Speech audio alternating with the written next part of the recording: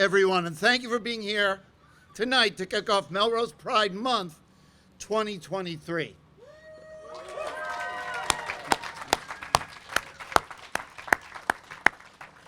I suspect, since we have a few speakers, that someone might tell a little bit of the history of the story, of where Pride came from, how it came to be.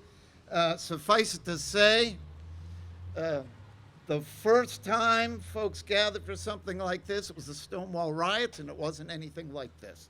So to say we have come a long way is an understatement. To say we don't still have a ways to go is also not the right thing to say. But each year, during the month of June, I join the Human Rights Commission and you, our community members, to celebrate LGBTQ plus the community and the positive influence and contributions you all have made to our city, to our lives in several different ways. From today's Pride-raising ceremony to next Friday's Pride celebration at the Beebe Estate, that is June 9th, to just last night when our Department of Public Works, under cover of night, painted a new Pride crosswalk a few blocks north of here on Main Street. And I will note, we did do it last year, but we did it with chalk last year. This, my friends, excitingly, is permanent paint. So it should be around until at least next year when we paint it again. Now, we are proud to create robust programming and visible representations that demonstrates that Melrose is a welcoming and inclusive community for LGBTQ plus residents and visitors alike. It is an important part of this city's long-standing commitment or aspiration to being one community open to all. Now, I would like to take this opportunity to thank those who made our new Pride crosswalk possible. Thank you to the artists at the DPW who prepped and painted the crosswalk, to Chris Rodolico at Follier Art Community Studios for her vision and advocacy for the project over many years, and to our friends in the town of Reading for donating the paint after they completed their own Pride Rainbow Crosswalk project somewhat north of here. We have a lot of partners across the Commonwealth and across the country as we celebrate Pride Month. And I want to thank, of course, the members of the Melrose Human Rights Commission, the members who have organized tonight's event in coordination with my office, as well as next week's Pride celebration again at the Beebe Estate. When? June 9th. That's right. I'm very much looking forward to that, and I am very, really want to say thank you to our sponsors, including the Mass Cultural Council, the Melrose Cultural Council, Fitness Together, Evolved Mechanical, Noble's Law, Tufts Medicine, which here is the Melrose Wakefield Hospital, Sweet Spot Bakery, Lisa's Family Pizzeria, and Wegmans.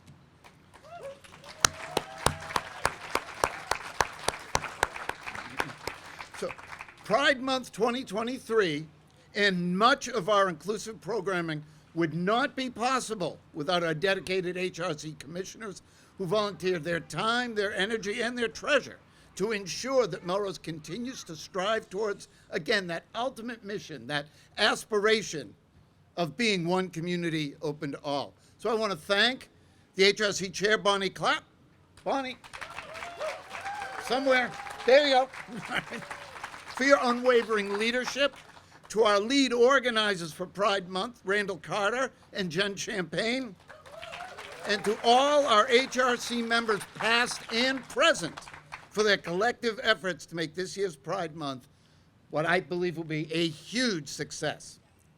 So, without further ado, I am honored to introduce our next speaker, one of many who you're going to hear from tonight, one of many, one of several, a few, that you're going to hear from tonight who are tremendously passionate about social justice and equality. Although he is a newer member of our HRC, been about a year, I think, he has proven himself to be a skillful event planner and facilitator of HRC's mission of promoting a spirit of diversity and respect among all Melrose residents. Please welcome HRC Commissioner Randall Carter to our podium. Thank you, Mr. Mayor, and good evening to everyone. My name is Randall Carter. I'm one of the numerous commissioners with the Melrose Human Rights Commission. And first of all, thank you to everyone for braving this sultry evening. I know it's a scorcher, as they say around here. But I'm going to keep it brief because we have a pretty important program of speakers. And really what I just want to do tonight is to thank everyone. This is, as I think we all understand, a really important thing that we're doing here to kick off Pride Month in Melrose. And I really, the bulk of what I'm going to say is really just to plug our other Pride celebrations. So this is kind of a two-pronged thing. We have the Pride flag raising this evening, and then on Friday, June 9th at the Beebe Estate, which is just down the street on West Foster. It starts Friday, June 9th, 5 o'clock until 7:30. We're going to have food. We're going to have a great program of speakers, including several local community members who are themselves members of the LGBTQ community. We're going to have giveaways, because who doesn't like free stuff?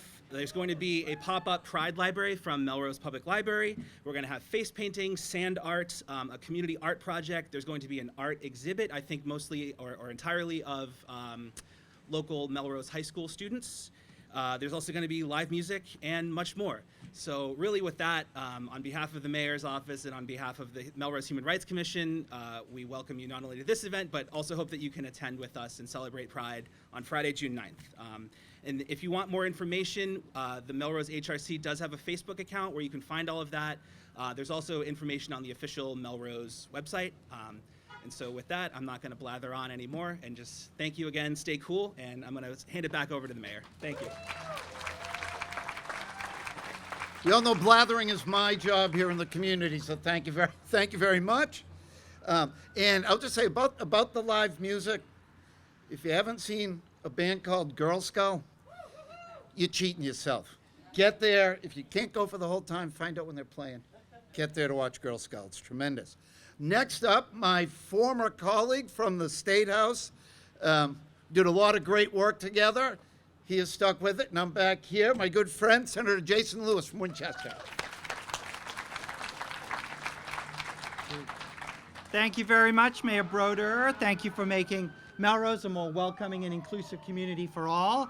And I'm delighted to be joined by my State House colleague, Representative Kate Lippick-Arabedian. Happy Pride, everyone.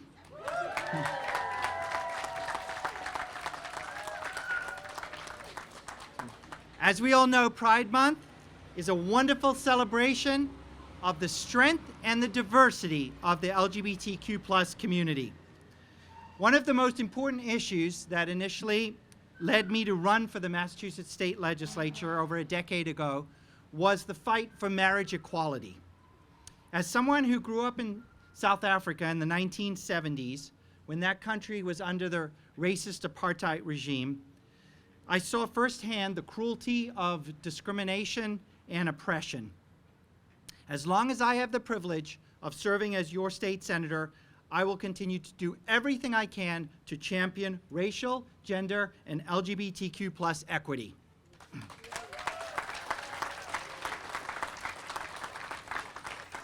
I'm proud of Massachusetts. In 1989, we became the second state in the nation to prohibit discrimination based on sexual orientation. In 2004, we became the first state to recognize same-sex marriage. In 2011, we added gender identity to our anti-discrimination statutes, and in 2016, we expanded this law to include public accommodations for transgender folks. And in 2018, Massachusetts voters resoundingly defeated an effort to try to repeal this law by more than a 2-to-1 margin.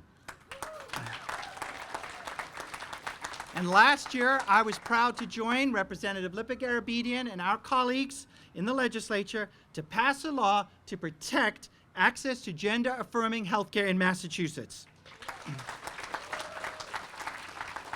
And of course, the people of Massachusetts elected Maura Healey as our new governor. She's one of the first openly lesbian governors in the nation's history.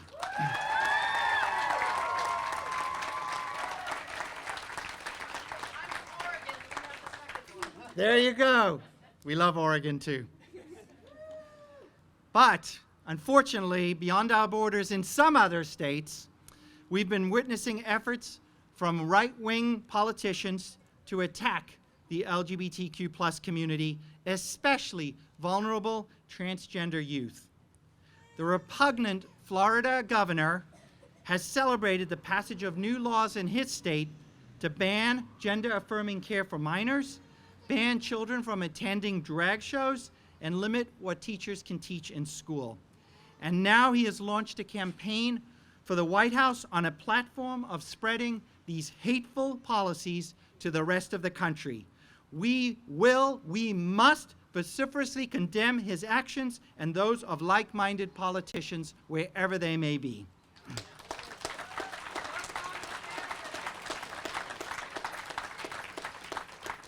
We must also do more here in Massachusetts to support and uplift our LGBTQ plus community. For example, it is long overdue that we update the health curriculum in our public schools. It has not been updated since 1999, which is hard to believe. And we need to finally pass the Healthy Youth Act. We need to provide more mental health services and supports for our LGBTQ plus teens and young adults. And we must stop any efforts to ban or censor books with LGBTQ plus characters, whether in our school or public libraries. We will continue to fight together for a more just and a more inclusive society that treats every single person with respect and with dignity. Happy Pride, everybody.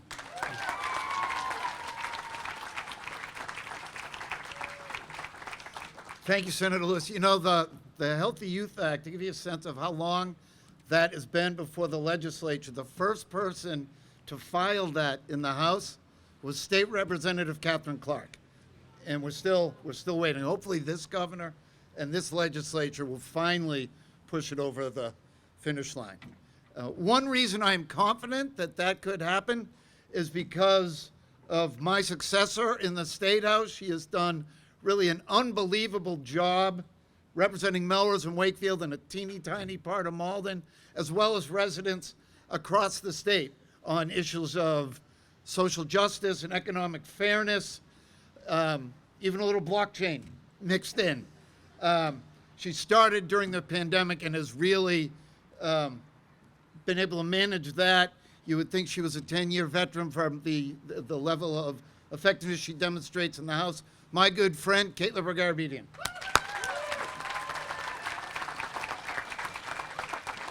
Thank you, Mayor Broder. And happy Pride Month, everyone. I'm so glad to get to celebrate with you today. And a lot of what I have, not surprisingly, the senator has covered. But I would say that it's a thrill to be here and to see such a wide variety and diversity of people here in Melrose, different generations, people who have been in Melrose their whole lives, people who are maybe just moved here recently, people visiting from the West Coast.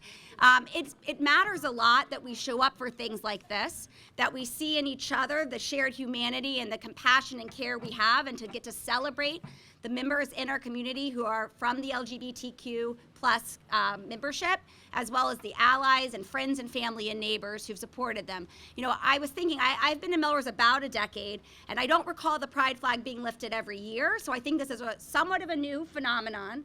And it's something that we can't take for granted when we think about what the senator is saying, not only in our nation, but in other parts of the world. People cannot freely and safely feel that they can be themselves. I just got an alert today on my phone that, you know, the re-elected president of Turkey used anti-LGBTQ rhetoric as a primary component of his re-election campaign. We've seen horrifying laws come out of Uganda. And of course, then just neighbors to our south, we're seeing really regressive pullbacks of some of the freedoms for which I know this community and your allies have fought. I'm so grateful to represent a community that prioritizes not only inclusion and equality, but also diversity and difference, including through the work of our Human Rights Commission. Thank you for putting this together.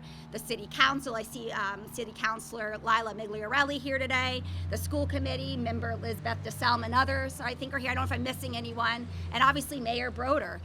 We stand together and we stand stronger because we stand together. As the Senator said, historically, Massachusetts has been a leader in the nation. We've been the first in a number of ways and early on in many others. I was proud as a city councilor right here in this building to reaffirm that anti-discrimination law in terms of in public accommodations with a unanimous vote of the city councilors who were here that evening. And then, of course, so thrilled to see Massachusetts by popular vote go to the polls that year and say, absolutely, we care about all folks of any gender identity and gender expression.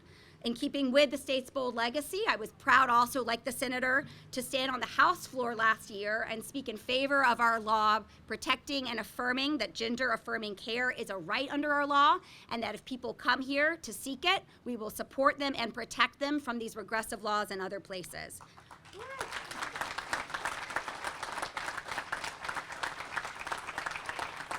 Just this past month, I was appointed to help lead the LGBTQ Commission on Aging, which is charged with studying the health, housing, financial, psychosocial, and long-term needs of older members of the LGBTQ plus community. I'm looking forward to learning more, hopefully working with some of you, and supporting the community in this new capacity. This year and every year, we're going to gather here for Pride. I look forward to seeing you on Friday of next week. We can and we must continue moving towards justice as a Commonwealth and as a country. Thank you.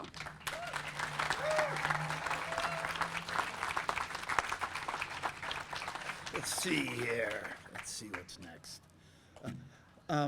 Relative to what Representative Garabedian said, I do want folks to know that Melrose, our Council on Aging, is in the midst of doing a kind of an analysis and a rethinking of healthy aging in Melrose, and a critical component of that we are explicitly including is LGBTQ plus aging, and making sure that those issues, that those members of our community are folks that we think about when we think about what it means to age here in Massachusetts. So on a community level, as well as what our partners on the state level are doing, kind of God help us on the federal level to a certain degree when you see what the DeSantis's and the Trumps of the world are doing.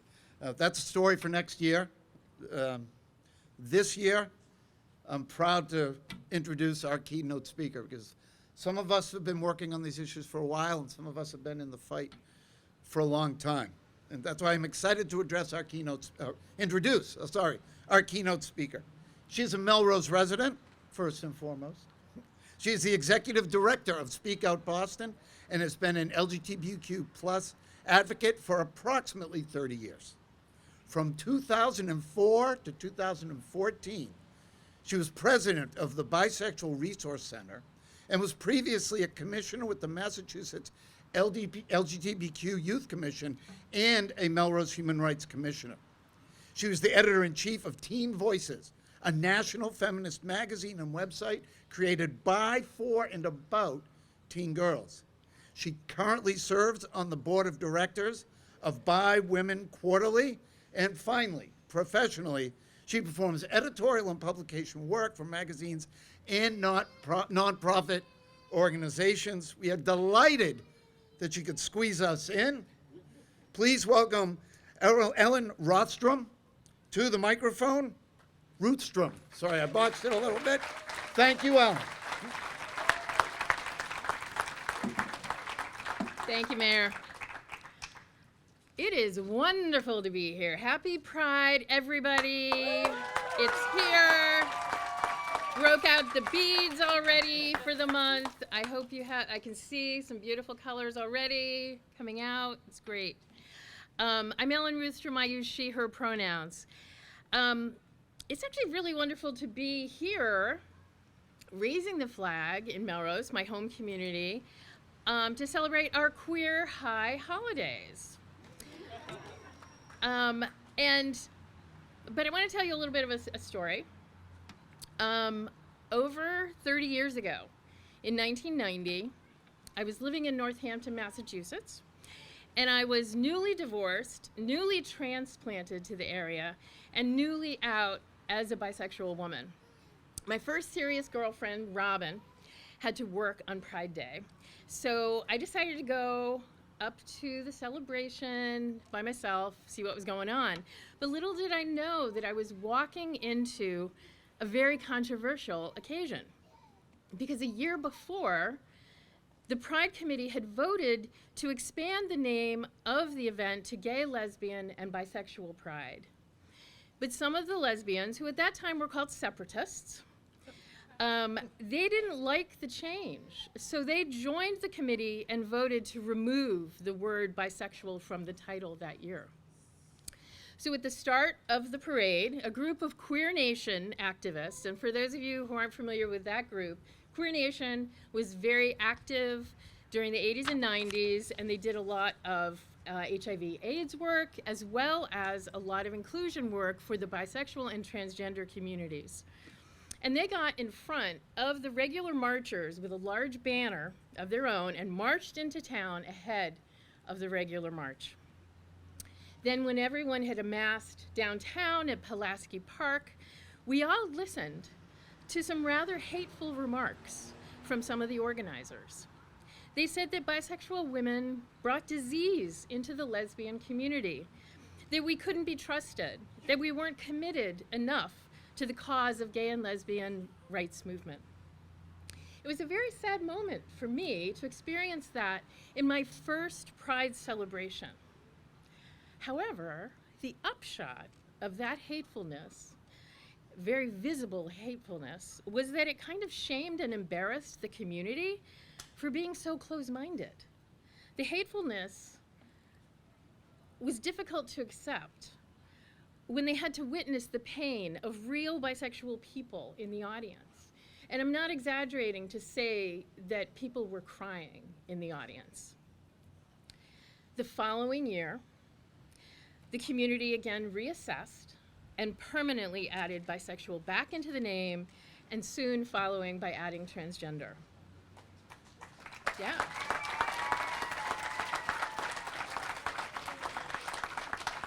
The late 80s and early 90s was a time of a lot of growth, change, and ultimately inclusion for our community. By the mid-90s, LGBT became common usage for the larger national organizations and slowly worked its way along to the smaller communities and organizations. Now, 25 years after that Pride March, in 2015, I was honored as one of the Pride Marshals in Boston Pride, riding through the South End in a convertible, bopping to George Michael, singing, "Freedom, freedom." I was incredibly proud that Boston Pride acknowledged my long tenure with the Bisexual Resource Center and the work I had done for the bi community specifically, as well as more generally for the work I had done for the LGBTQ+ community. It was also sad to me to realize that I was the first out bi person that had been so honored in Boston in the first 45 years of Boston Pride's history. Still, it does show how much change has happened within our community, as well as for our community. I'm currently the executive director of Speak Out Boston, an LGBTQ+ speakers bureau that has been sharing our stories in schools, colleges, businesses, faith communities, all sorts of spaces for over 50 years. We have a range of speakers volunteer with us, from college students, even an occasional high school student, all the way to retirees. But the thing that unites them is the desire to share their stories in order to make it better for the people who come after us. I can't tell you how many times my speakers have told me it would have made such a difference to me if I had had a queer speaker speak to me in my school or faith community. Speak Out's work educates the general public, but it also offers hope to many LGBTQ+ people along their journey, especially our youth, who get to see positive role models of adult queer people and to hear how they encountered challenges and overcame barriers and discrimination. Through my work with Speak Out, I have seen how important amplifying LGBTQ+ voices is, especially right now. How important it is to fight back against the divisiveness and the distorted stereotypes and misinformation that is being spread about our community. Sadly, I now have to discuss with all of our clients who we organize public events with, mostly public libraries and community groups. I have to discuss a security plan. Those plans usually involve either having police on site or asking them to be on alert in case anyone causes trouble at the event. I honestly never thought I would have to do this. Within each generation, the LGBTQ+ community has fought for and won more rights, more visibility, and more inclusion within American society. We've had tremendous success, and now we are in the midst of a severe backlash that is targeting our queer youth, our queer families, and in particular, our transgender siblings. And again, I never imagined we would be here. But one thing that has changed a great deal within the last few decades is that the LGBTQ+ community does not stand alone. We have tremendous allies. Witness. Who stand with us when we fight back. And that will make all the difference as we work to turn the tide again towards embracing more rights rather than fewer rights for all of us. And as queer people, it is also our responsibility to be allies to others who are fighting for racial and economic justice. None of us are free until all of us are free, and I certainly believe that.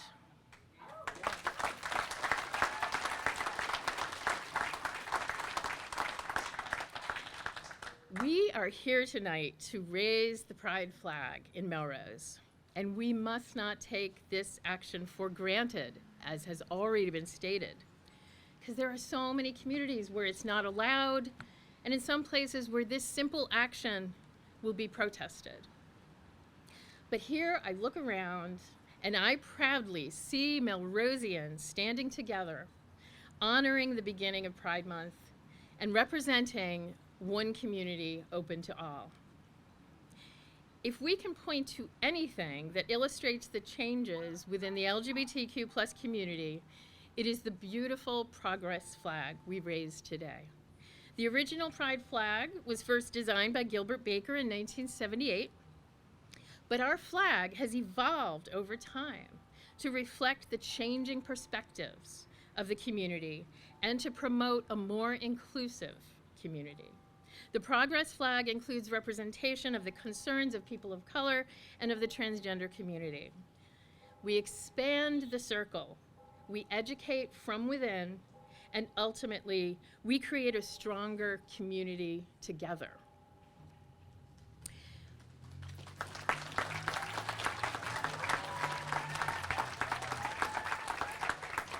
We all know the challenges that our community is facing right now. Let us raise our beautiful flag today, knowing full well that this symbolic act is not enough. We need to be united across the LGBTQ+ community with our allies alongside us to ensure that our lives are valued, our stories keep getting told, and our community remains fabulous. Thank you. Ellen Roostrom, ladies and gentlemen. Our guest tonight. Thank you. Thank you so much for those words. A little bit of official business before we get to the flag raising. What mayors do is they proclaim things, so I'm here to proclaim Pride Month here in Melrose. There's a few whereases, so get a little bit comfortable. Whereas the city of Melrose recognizes and proclaims the month of June 2023 as lesbian, gay, bisexual, transgender, and queer Pride Month throughout Melrose. And whereas Melrose observes Pride Month with a pride flag raising ceremony to honor the history of the LGBTQ plus liberation movement and to support the rights of all residents to experience equality and freedom from discrimination. And whereas the Progress flag is widely recognized as a symbol of pride, inclusion, and support for social movements that advocate for LGBTQ plus people in society, and whereas all human beings are born free and equal in dignity and rights, LGBTQ individuals have had an immeasurable positive impact on the cultural, civic, and economic success of our community and our country. And whereas the city of Melrose is committed to supporting visibility, dignity, and equality for LGBTQ plus people in our diverse community. And whereas, while society at large increasingly supports LGBTQ plus equality, it is essential for us to acknowledge today the need for education and awareness remains vital to end discrimination and prejudice. And whereas this nation was founded on the principle that every individual has infinite dignity and worth, and the mayor's office calls upon the people of this municipality, the community of Melrose, to embrace this principle and work to eliminate prejudice everywhere it exists. And whereas, last one, celebrating Pride Month influences awareness and provides support and advocacy for Melrose's LGBTQ plus community and is an opportunity to take action and engage in dialogue to strengthen alliances, build acceptance, and advance equal rights. Now, therefore, be it resolved that I, Paul Broder, the mayor of Melrose, hereby proclaim the month of June 2023 as Pride Month in support of our LGBTQ plus community, and be it further resolved that the Progress flag will be raised on this day, June 1st, recognizing all LGBTQ plus residents whose influential and lasting contributions to our neighborhoods make Melrose a vibrant community in which to live, work, and visit. Now, the moment you've all been waiting for, and I'm going to need a little bit of help. I need some volunteers, and I need 4 people to step up. I need Robin Erickson. I need Casey Martin. I need Alex Leo.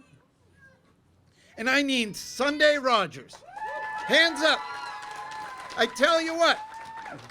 So, those are the 4 hands-on folks. If you would like, if you did not hear your name, and you are part of the community and an ally, I'm going to need you to make a big circle around the big 4 so you can cheer them on as we raise the flag. How does that sound?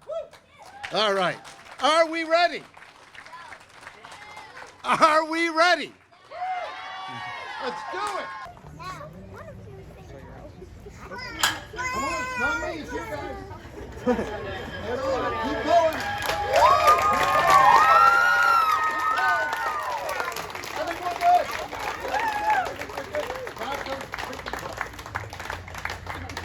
I was an engineer.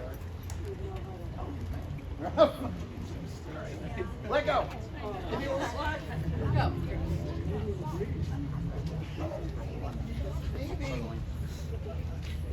Yay! All right.